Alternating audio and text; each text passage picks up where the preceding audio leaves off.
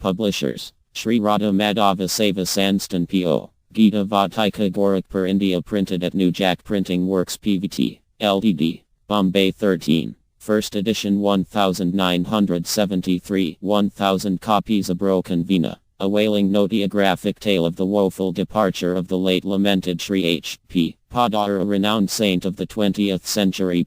Relol this pathetic and graphic tale of the woeful departure from this transient world of a truly great and divine personage, a magnanimous soul who had endeared himself to all by his rare qualities of head and heart, who guided humanity on the Godward path and loved everyone as his own soul, nay, as an image of his own beloved deity, who was a true servant of God in the form of his creation, nay, who was a messiah to millions of men and women groping in darkness and wallowing in sensuality and suffering, and who brought hope and solace to many a lacerated heart, whose invaluable services to mankind in the various fields of life without distinction of caste and creed are too numerous to be recounted, and whose heart overflowed with love and compassion. I mean the late lamented Sri H.P. Poddar of revered memory, the illustrious and world-renowned editor of the Kalyan, was originally written in eloquent Hindi by his loving daughter's daughter, Srimati Radhadevi Balosha, in her inimitable style of lyrical prosa poetry. This is the spontaneous outpouring of a loving and inconsolable heart brimming over with emotion at the grievous loss of one in whose loving care she had spent the childhood and prime of her life, and who was much more than a grandfather to her.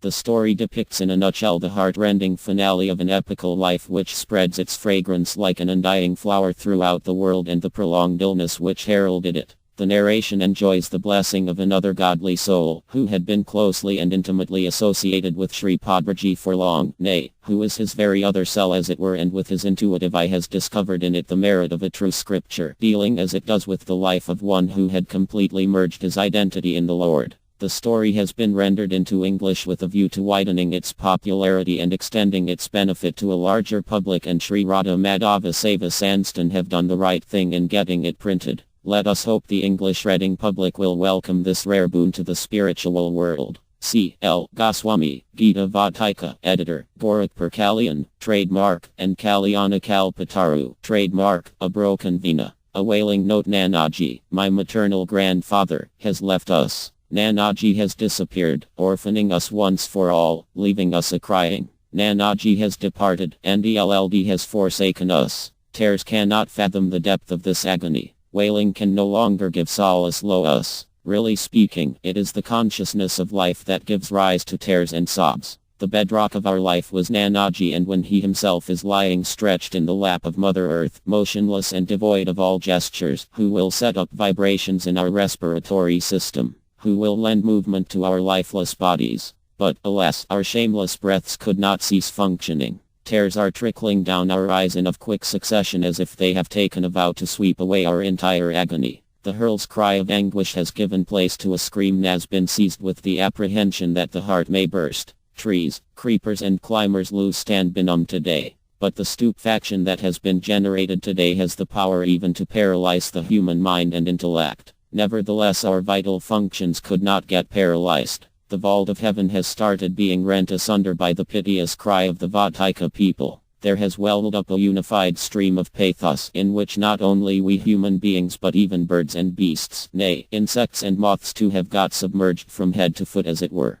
There appears on all sides an ever FLMMG stream of tears, and what strikes the ears is a doleful scream of anguish from the throats of unlucky souls who have lost their all, of orphans who have been robbed of their entire fortune. But who is there to wipe these tears, now that the fund of soothing words stands depleted today? Joy has never been experienced in this transitory world, this vale of tears, except in the loving presence of Nanaji. When he himself has left for good, what remains except a cry of lamentation? Tears alone are our constant companions now, and the arena of agony alone is our sporting ground since Nanaji is no more. The sun makes its appearance in order to illumine the entire phenomenal world. But synchronously with the appearance of the sun there appeared in the horizon today a novel Ketu, descending node, which eclipsed the sun of divine love, trademark. And there is no prescribed limit for this eclipse. The sun god who diffused the light of love on the surface of this planet dominated by the feeling of one and mind shall appear no more. Lo, scatter the light of love. Our life will no longer be illumined by its rays. Nanaji left us at 7:55 am on Monday,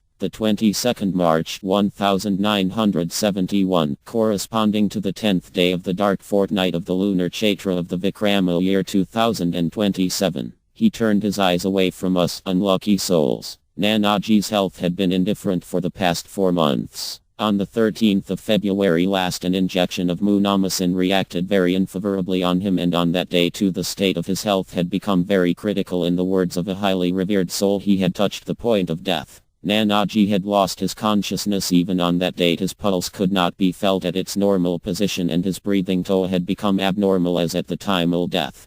But thanks to the medical aid, which was readily available, the pulse returned after 2 injections, and after course of treatment which continued for 5 to 6 hours he became almost normal. The bugbear of a major catastrophe which had just spread in the atmosphere well nigh disappeared the moment we saw Nanaji, a living embodiment of endurance, going to the lavatory for answering the call of nature. The mind of everyone was transported with joy at the consoling thought that Nanaji was now better. Nanaji was a highly achieved soul. He was really beyond all shackles of karma. It would be no exaggeration one say that life and death made no fin unto him. My own belief is that if the combined longing of us all, the longing to see him continue on this terrestrial plane at least for some more days, months or years to come, grew stronger, nay, exceedingly strong in the true sense of the term, and if the same longing got reflected in him in its magnitude, WMUTL have tenanted this MD for some more days, months or years. But how could one find sincerity in us, devoid of faith as we were? Hence it was that Nanaji left us. Of course he had full and accurate knowledge of the agony which distressed the mind of his own people, near and dear ones, and those who held him in reverence. He therefore started the game of hide and seek. Moreover, our Nanaji was a peerless illustration of how, in order to rid others of their suffering, the life of a highly achieved soul, every particle of his being joyously courts their suffering, suffers the most terrible consequences of their past deeds. He knew that, barring a few exceptions, the life of none of the individuals connected with him had attained the level at which they could joyously dive into the blissful ocean of Mahabhava, the highest pinnacle of divine love.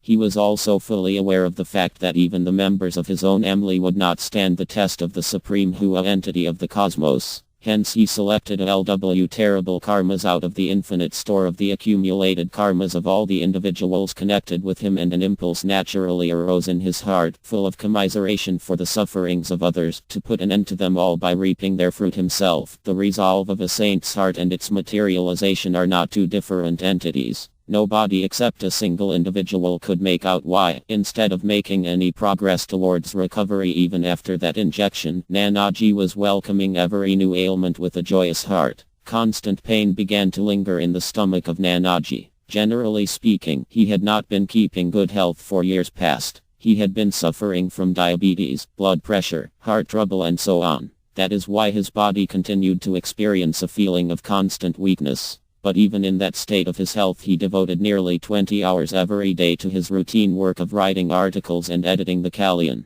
No deviation ever found favor with him, as it were. This time, however, this drama was destined to end in a different way. Physical weakness continued to grow. The output of work relating to the Kalyan, registered, gradually diminished. Nanaji remained well nigh confined to bed. Nevertheless, none could get the faintest inkling of the real cause of this setback. Treatment continued uninterrupted, but without any relief. All the noteworthy doctors of Gorakhpur were as good as members of his own family. They addressed him to either as Babuji, one's own father, or Bhaiji, one's own elder brother, and the loving eyes of Nanaji also, who was a befriender of the whole universe, always looked on them as one would regard one's own child or younger brother. Hence the combined talent of all the doctors began to be employed, of course with full mutual deliberation, with a view to combating the disease of Nanaji. The heart of all began to be wrenched with agony in order to see him restored to health. Pained by the thought that Babuji was not making any progress towards recovery, and ardently longing that anyone should restore him to health by any means whatsoever, that their Bhaiji should anyhow regain his health, the entire team of doctors touched Nanaji with the following prayer. You must call a capable and experienced senior doctor from outside and seek his expert advice.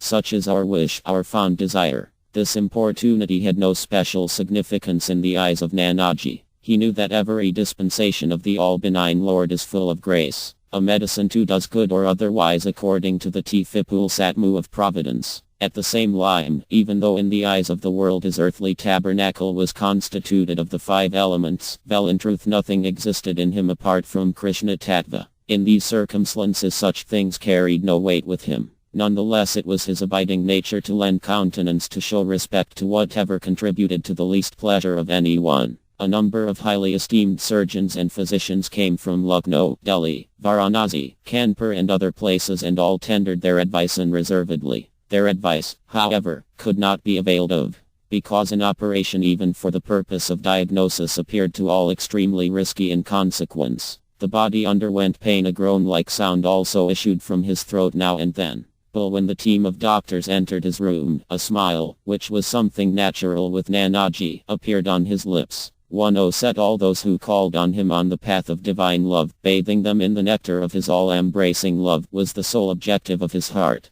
Nay, impelled by the grace of God, they even called on Nanaji to make headway in this direction sooner or later as a result of some past virtuous karma. The doctors, however, could not understand this. All the same they had never come across before that day a patient who joyfully welcomed the bugbear of death, who smiled even in such a state of terrible suffering and who was so particular about the comfort of those who called on him. And this wonderful mood naturally evoked a strange feeling of reverence in the mind of the visitor. They had no idea that the following lines, "I shall not yield dismute to see you disguised as suffering, my lord. Nay, discovering you where there is suffering, I shall clasp you tightly. When there is nothing whatsoever apart from you, why, then, should I feel afraid? If you come disguised as death, I shall die happily, grasping your eat," were no effusions of poetic fancy. On the contrary, every particle of Nanaji's life was molded upon this pattern. Doctors continued to pour in, and every doctor returned sated as it were.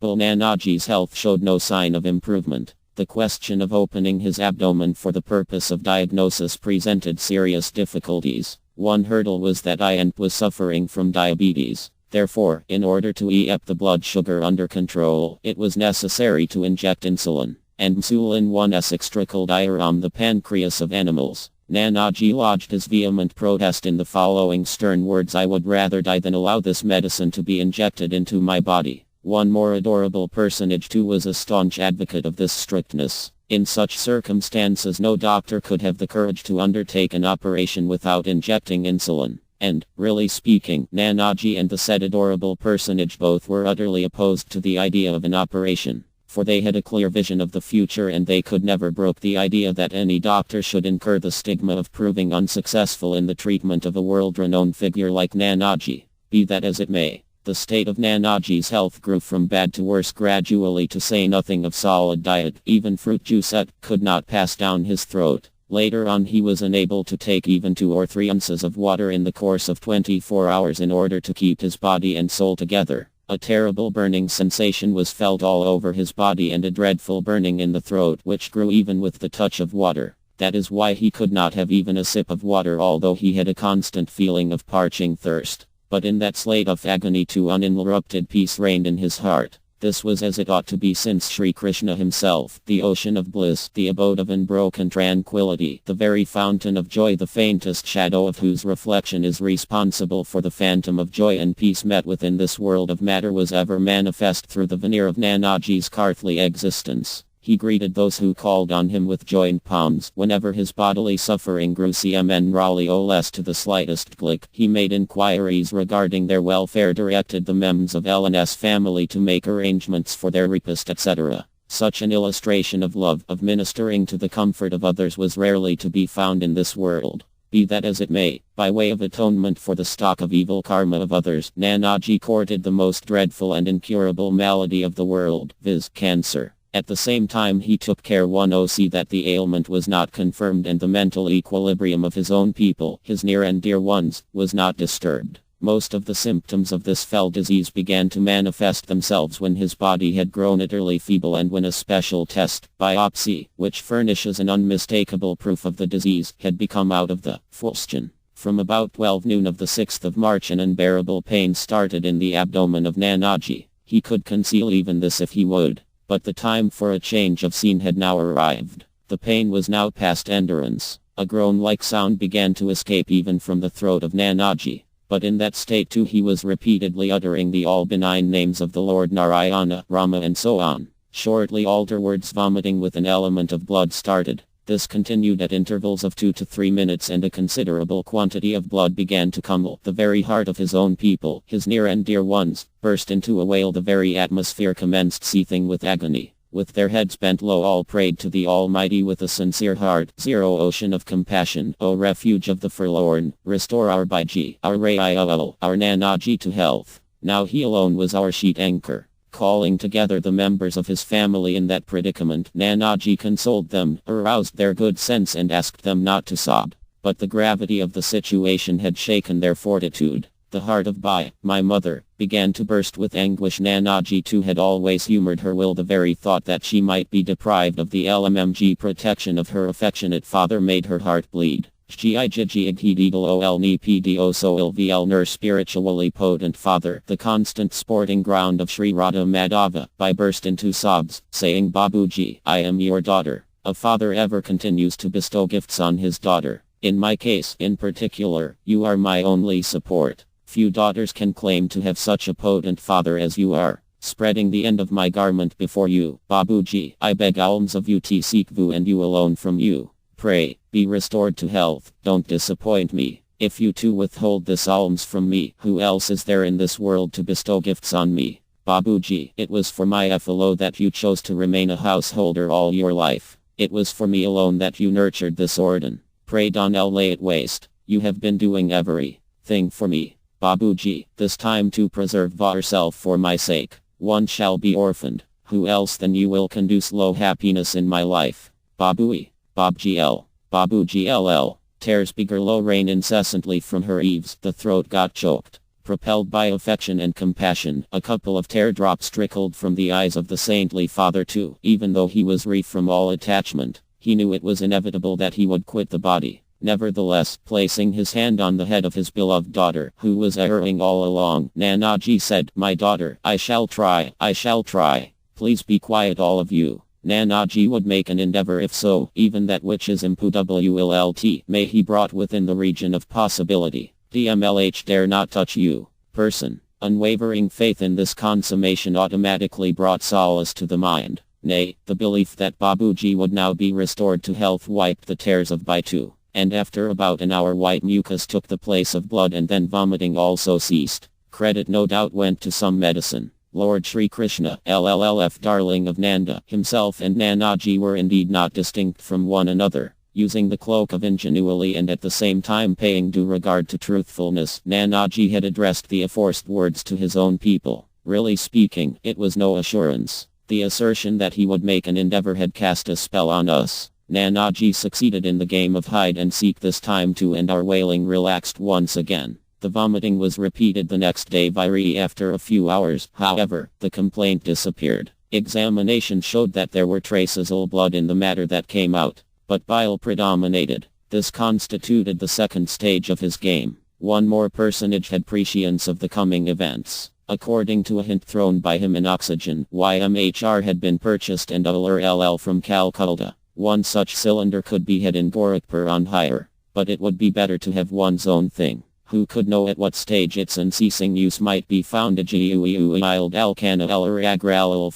Nanaji's physical weakness had grown beyond measure. Till the 10th of March he used to leave his bed and move to the water closet for answering the call of nature. But his body was no longer able to bear this strain. He had 3 or 4 motions on the 11th, and then at the overwhelming insistence of all his people he ugrati to ease nature in the room itself. Once or twice he rose from his bed and used the commode in the room. But this strength too became feeble and feebler, and one he agreed to use the bedpan. But he refused to take this service from any other than his own people. An unbearable pain started once more in his stomach on the night of the 12th March. A number of injections and other remedies were resorted to. God alone knows whether they did him any good or not. But, overwhelmed by the tender feeling that his people, Baba, doctors all were keeping me on convenience on this account, he lay queel in his bed. The members of his family fell prey low delusion. Once more they consoled themselves with the idea that Nanaji's paw was perhaps tending towards relief.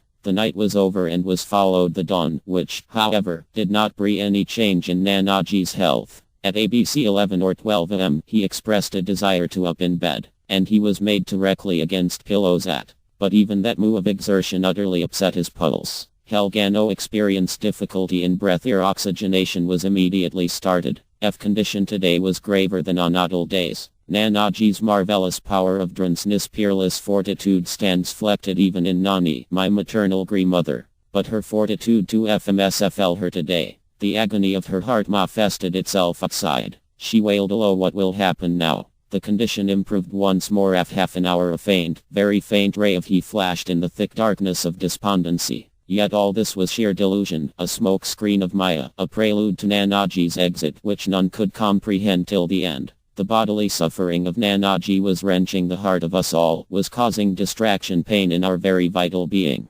Nevertheless, the faith still lingered in our mind that Nanaji would surely be restored to health. At night Nanaji once more called together all the members of his family and repeated his loving instructions. Before this Nanaji had settled all his monetary accounts, the administrator, the director as well as the head of the household as he was. In his presence all of us remained carefree like innocent children. Nanaji handed over charge of the entire household to Babuji, my father, today. Our adamantine hearts refused to break even at that precise moment when Nanaji was shifting all his worldly responsibilities to the shoulders of another. Nearly 35 institutions were operating under the patronage of Nanaji. In many of these institutions Nanaji had DWPLCDL office only nominally, yet all were running through the unfailing LRLTSMN and mighty GMNLWRLL of Nanaji.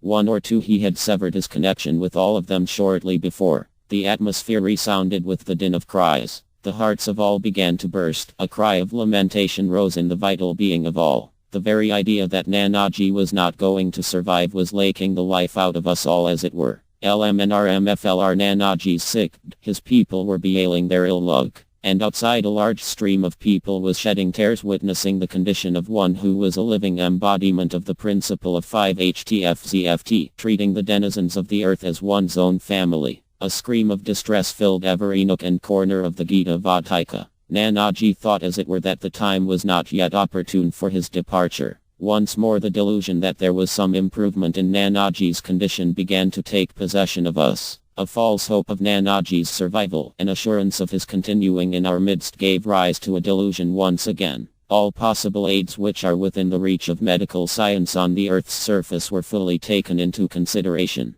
The blood of a number of individuals was got tested as a precaution against the contingency that blood transfusion might be necessary at any moment in view of the extreme paucity of blood reserve in Nanaji's body. The doctor testing the blood was gazing with wonder how streams of men were pouring in with alacrity. Each felt in his heart of hearts that his life would be fulfilled. His breaths would be put to an incomparably excellent use if every particle of his blood was utilized in the service of that embodiment of love. The blood of some people was outmatching with Nanaji's, and the agony of heart of those whose blood did not match with his cannot be depicted in words. It was, however, out of the question for Nanaji to fall back upon such a modern remedy in order to preserve his own life, and that is why no occasion ever arose for such a contingency. Nevertheless, the alacrity exhibited by those who had their blood set and by the young man who actually donated his blood earned thereby an exceedingly propitious destiny, which would prove a valuable asset for their life. The cove way in which Nanaji thus heaped blessing on others continued to be a distinctive feature with him till the very end of his life. Since it was no longer possible to give him any nourishment orally, glucose had been administered intravenously now or again. Whether it did him any good, not is a different question. But Nanaji generally did not oppose it, inclined as he w to gratify all. On the 14th morning, attempt was made thrice 10 insert the needle into a vein, but all in vain, and hence glucose could be injected that day. Nanaji's kindly feeling alone manifested self through this too inasmuch as his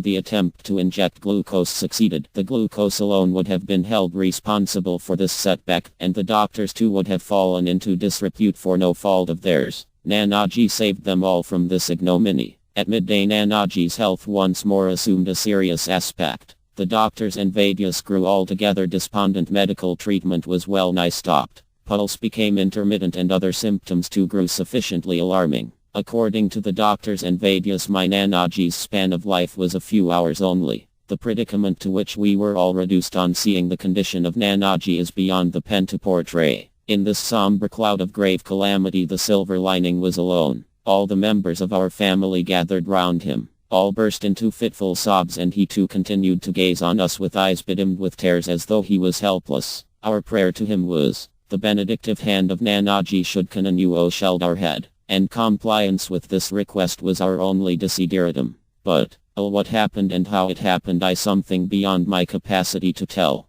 Something undoubtedly happened. Before this, the party of us beggars had approached Nanaji too and sobbingly addressed our FPM to him, and a wave of compassion had in all probability risen in his mind also. Whatever may be the cause, Compasiar turned the table once more today. The night ended peacefully, and in the morning Nanaji looked more healthy as I were than on off-year days. This was the third occasion of our being put off the scent. He knew that he was to go, but in his lifetime we hapless creatures could not get even our opportunity to cry freely. A burning sensation which was past endurance continued unabated all over the limbs of Nanaji. The touch of hands cooling with ice made him experience coolness, but water he could not take even now. The situation was rather intriguing. It was not possible to give correct replies to telephonic and telegraphic messages received from near and dear ones outside. For a few minutes his condition appeared a bit satisfactory as it were, and the very next moment it became the reverse. We were all in a swinging state of mind and had under a spell of delusion mistaken the condition for a transition towards improvement, whereas it was actually paving the way for the exit. Nanaji's voice was gradually getting fainter and fainter. He could no longer speak distinctly. Meanwhile, a fresh complaint known by the name of thrush fungus appeared in his mouth.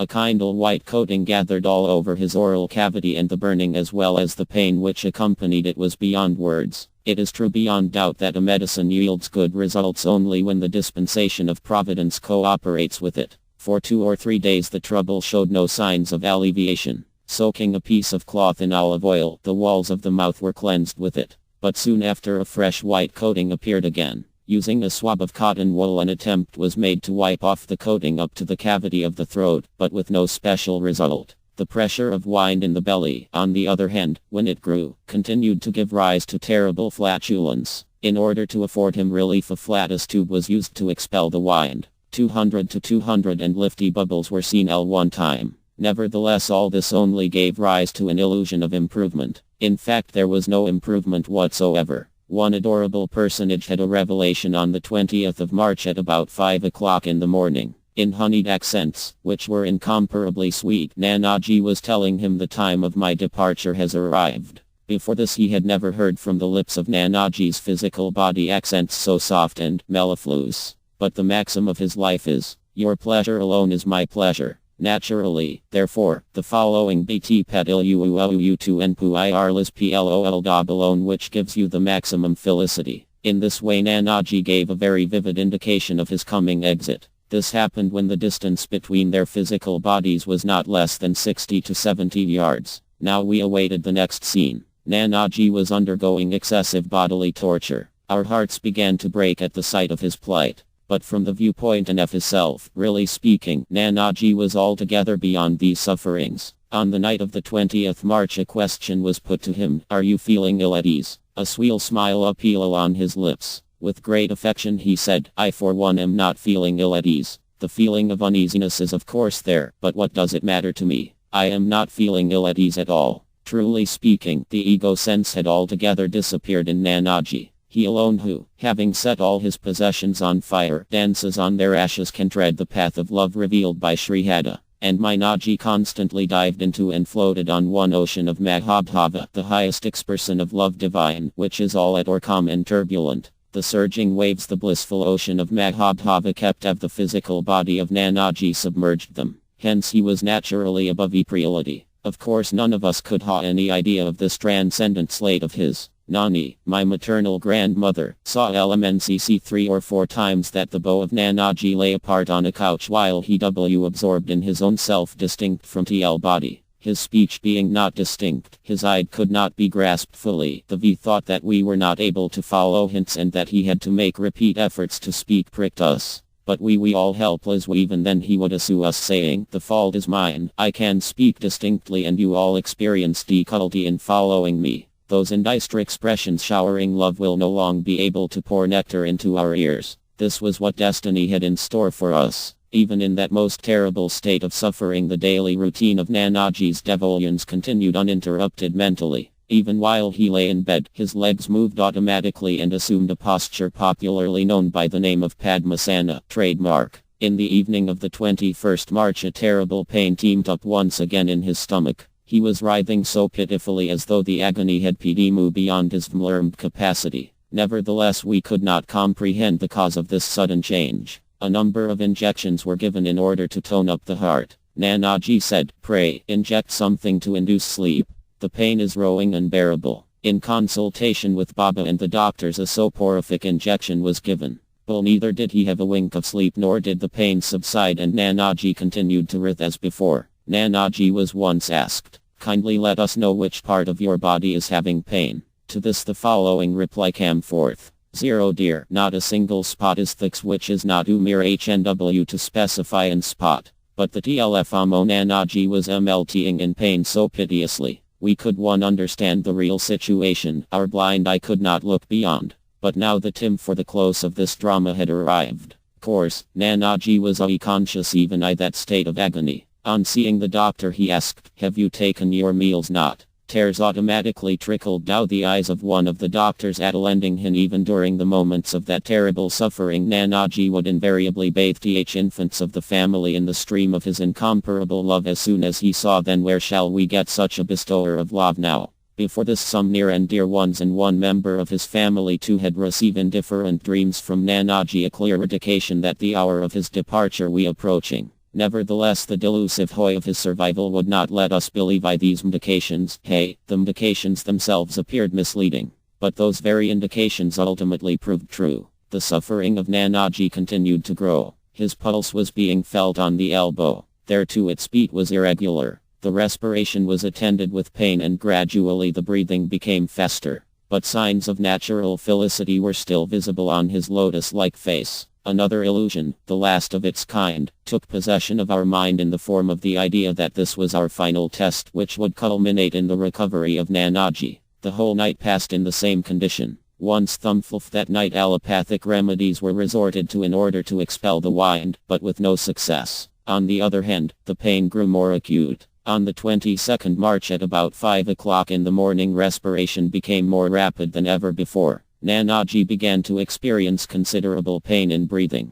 With his permission, oxygenation was resorted to, but with no result. Seated round his bed, we all unique souls were watching the state of his acute suffering. But we were altogether helpless. At about 6:30 am, by had a vision, she saw that Babuji, registered, was standing beside her and, placing his benedictive hand on her head, he said, "In these particular circumstances, oh dear, I lived for 8 days more. And now after doing this I am departing." Seated elsewhere, Bai was shedding tears. She ran up to Nanaji. Bai, nay, the entire family had full faith in Nanaji's omnipotence. All were already sitting round Nanaji, sobbing all along. Bai once again clasped the hands of her father, offered worship to him with her tears, and wailed, "Babuji, you assured me that you would make an endeavor. Banking on that assurance, I had fastened my hopes on you. Pray, be you restored to health, Babuji." Spreading the end of her ornament before her potent father, his helpless daughter is begging alms of him.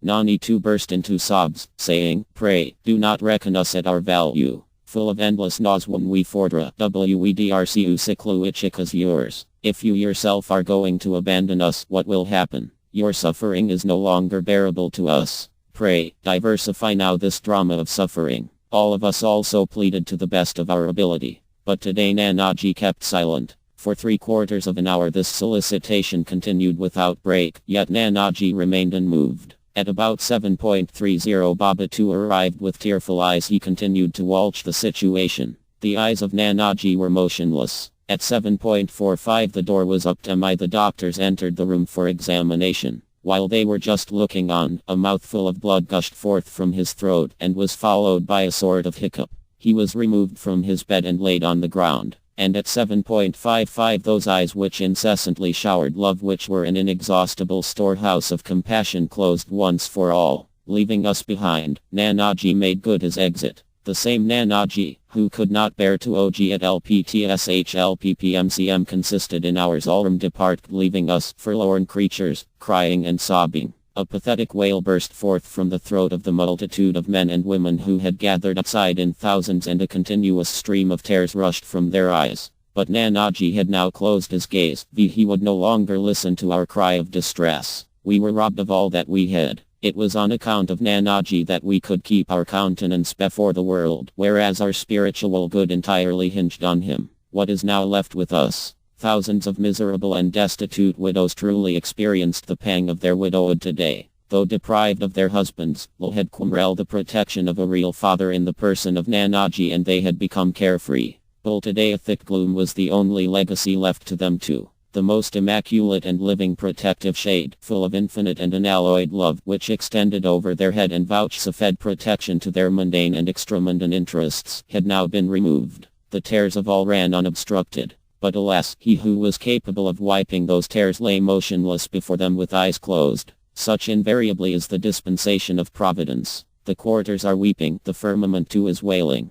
Birds and beasts, insects and moths, nay, even inanimate objects are shedding tears as it were, since the only kinsman of all has gone away far, very far, and is no longer going to return. Surrounding Baba, we are smarting with agony, and a stream of tears is incessantly flowing from the eyes of Baba too. And seated on one side near the feet of Nanaji, Nani, who is agony incarnate, is shedding tears. Her heart is about to burst. But who is going to console us to wipe our tears? 7 Baba too stood deprived of his all with the passing away of Nanaji. What is left now is his frame, which is as good as dead, even though breathing. All are screaming Masirini or one ears now, been set in motion. But Nanaji is no longer coming forth to give us shelter in high arms. Today the sun of love has set a thick gloom like that of the darkest night. The disk of the moon is 100,111. One dark prevails everywhere. Now no light.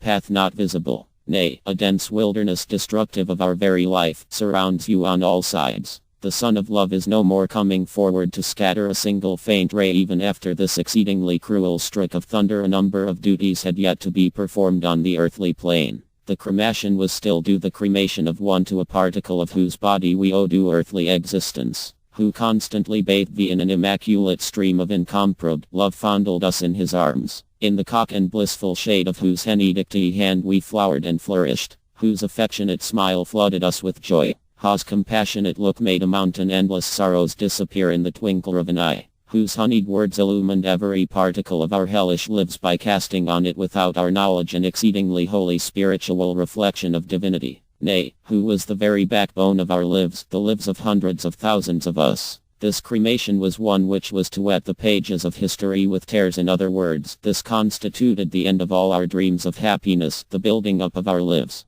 But, to say nothing of our body, even our mind and vital being, which are lost to all shame, could not erase their existence till the last moment, and the thought of the duties that awaited us continued to strike our mind. Rites enjoined by the scriptures were commenced before the hallowed body was consigned to fire. All the seniors of the family as well as of the Kalian fraternity proceeded to do this with a heart weighed down with suppressed sorrow. An announcement was made by peal of drum throughout the city of Gorakhpur. Whosoever would have a last look is welcome to do so. The physical body will be open low sight only till 3 o'clock in the afternoon. A huge crowd of hundreds and thousands of men and women rushed towards the Gita garden with a heart-rending cry in their vital being. All had teardrops for an offering. A few hands also bore, along with water in the form of tears, to offer to their object of worship, flowers bestowed by nature, as well as garlands. And Nanaji, who was now merged in the eternal divine sportal, was in all probability accepting their homage. Even though my blind eyes, shattered mind and vile heart might not perceive this, the clock now struck 2.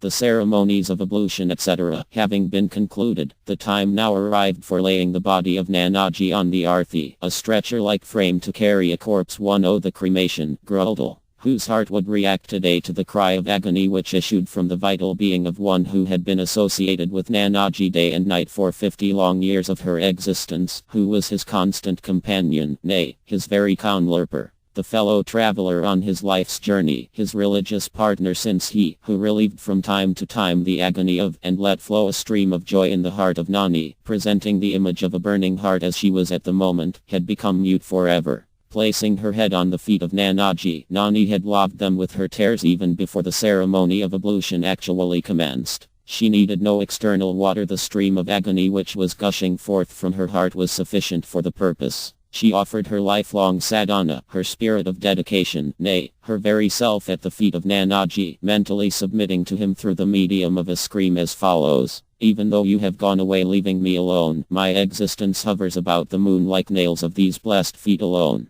Painting her tearful eyes with the dust of his feet and enshrining his abiding thought in her heart surging with emotion, that image of agony moved out of the room. Nanaji's only daughter, who enjoyed his supreme affection, saw with her own eyes that, winding up his consummate potency, her omnipotent father had turned motionless. Those benedictive hands, in the most delightful shade of whose splendid canopy Bai had spent the 40 years of her life, were no longer active. Those eyes from which a spring of affection ever welled up not only for her but for all, had become motionless forever today. Babuji, Babuji, Babuji, she screamed. But Babuji will open his lips no more. He would no longer submerge her in an ocean of affection after folding her in his arms. The dear one was wailing bitterly, raining incessantly. The eyes of all his near and dear ones and relatives are bathing their bosom. Those children and grown-up children who had received nothing but affection from Nanaji are crying. Today, however, there is no movement in the depths of that ocean of compassion.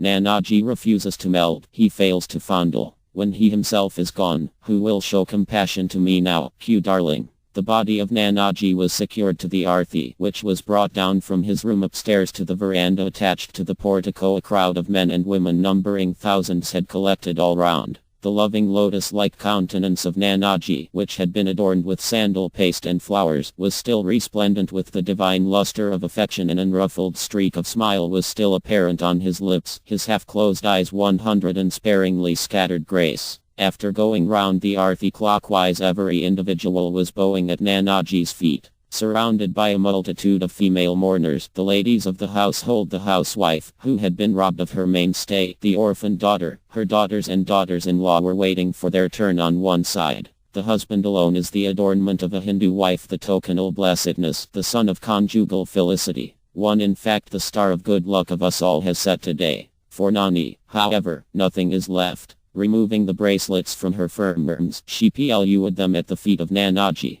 Laying down all her worldly joys, her good fortune, depriving herself of them, she surrendered them at his feet. At that moment a stream of pathos in thl shape of a shriek of agony which was capable of rending even stones and which words cannot portray gushed forth from the vital being of all those present there. A torrent of tears was rushing from the eyes of Baba too. But all this was a mere eyrie in the wilderness. With a piece of white cloth wrapped round his head, as a token of mourning, in place of the cool shade of Nanaji's benedictive hand, which dispelled all fear, the orphaned Nutumlu, all other children of the family, the son-in-law, the virtual son, who had not only lost his father-in-law and virtual father but his all, and Baba supported the arthi first on their hands and afterwards on their shoulders, chanting in pathetic tones the divine names Hare Rama Krishna Krishna Hare, trademark, and other appellations of the Lord, intermixed with the wails of their heart, all marched in a procession to the precincts of the Holy Govardhan, a symbol of the well-known hill of that name located in the holy land of Braja, and associated with the divine pastimes of Boy Shri Krishna, facing Baba's Kusha and selected for the Krema. 1. The Arthi was first of all brought to the Radhashtami Pandal, a shed erected for the annual celebrations of Radhashtami Mahotsava, the biggest festival of Gita Vatika. Every single pillar of the extensive shed, nay, every particle of its dust burst into a wail as it were, since the day marked the exit for all time of the divine personage who constituted the very life of the festival. The festival may be celebrated in the years to come, but it will be lifeless.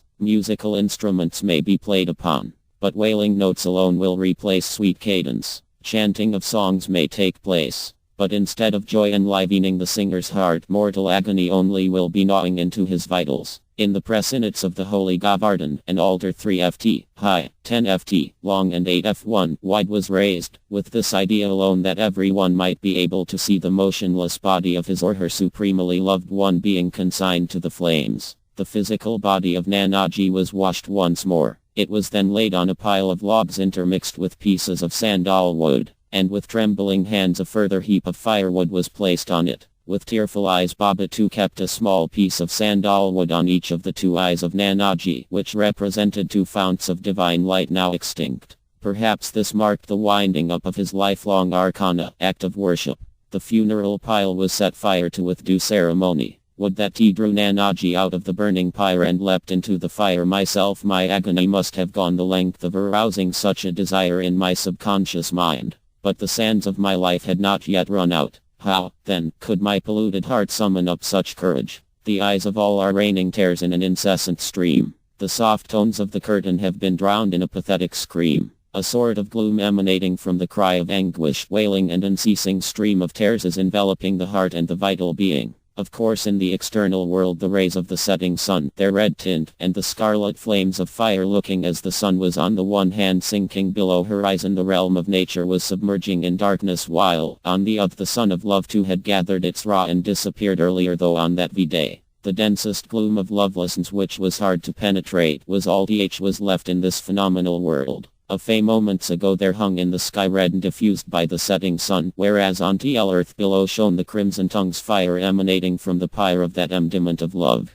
But the redness visible both sides heralded the reign of a terrible gloom, a dreary dark night, the wood through which flowed stream of bliss one day now lies waste. See dearest.